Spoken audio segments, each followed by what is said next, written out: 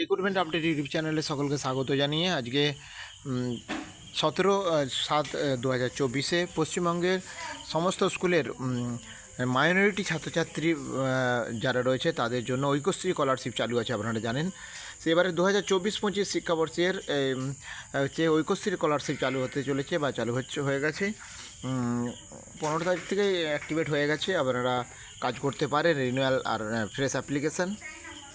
তো এবছর আপনারা জানেন গত বছরই চালু হয়েছে রিনিউয়ালের ক্ষেত্রে, অর্থাৎ যারা গত বছর অ্যাপ্লাই করেছে টাকা পেয়েছে তাদের নতুন করে রিনিউয়ালের জন্য আর নতুন করে রিনিউয়াল করতে হবে না, তাদের অটো রিনিউয়াল হবে।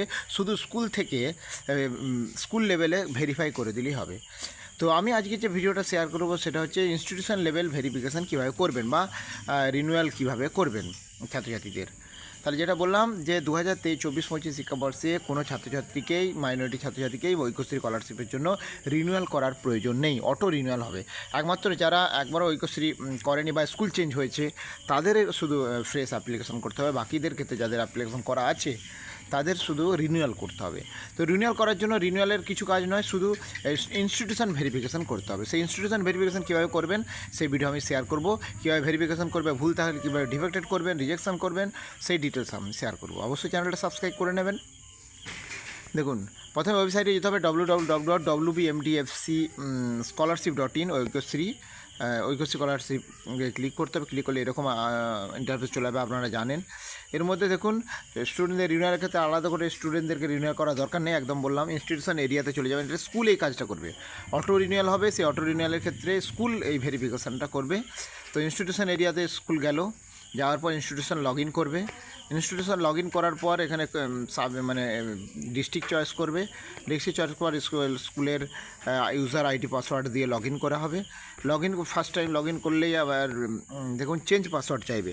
তো সে পুরনো পাসওয়ার্ড প্লাস নিউ পাসওয়ার্ড দিয়ে নতুন পাসওয়ার্ড ক্রিয়েট করলে যখনই ক্রিয়েট করবেন সেটা ওটিপি যাবে, ওটিপির মাধ্যমে হবে।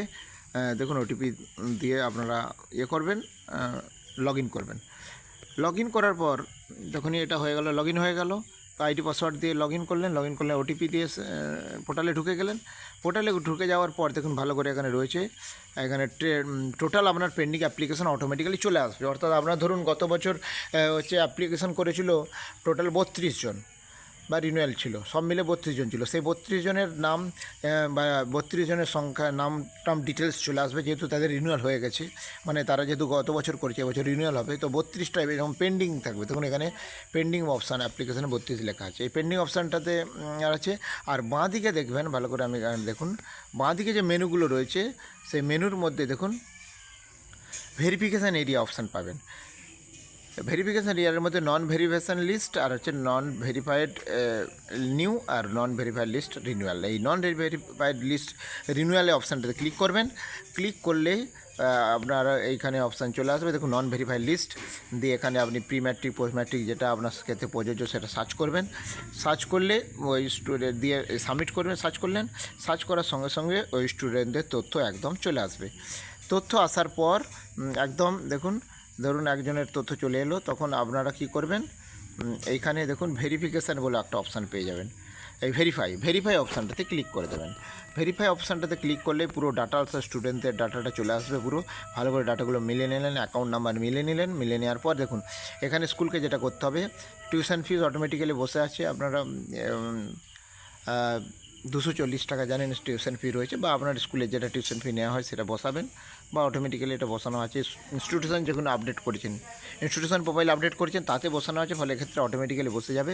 তো আপনাকে শুধু যেমন স্টুডেন্ট টাইপটা সিলেক্ট করতে হবে, ডে স্কলার কি হোস্টেলার সেটা সিলেক্ট করলেন।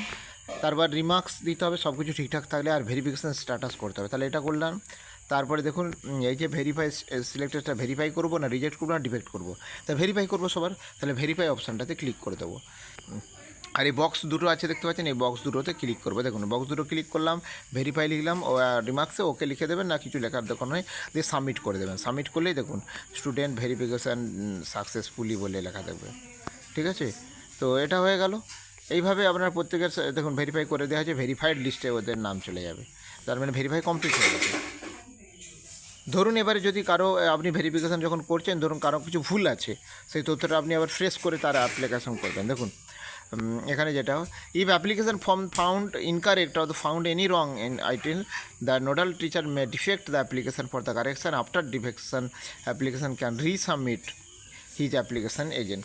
সে পুনরায় নতুন তার অ্যাপ্লিকেশান হচ্ছে সাবমিট করতে পারবে, ডিফেক্টেড অপশানে ক্লিক করে এটা কাজটা করতে হবে।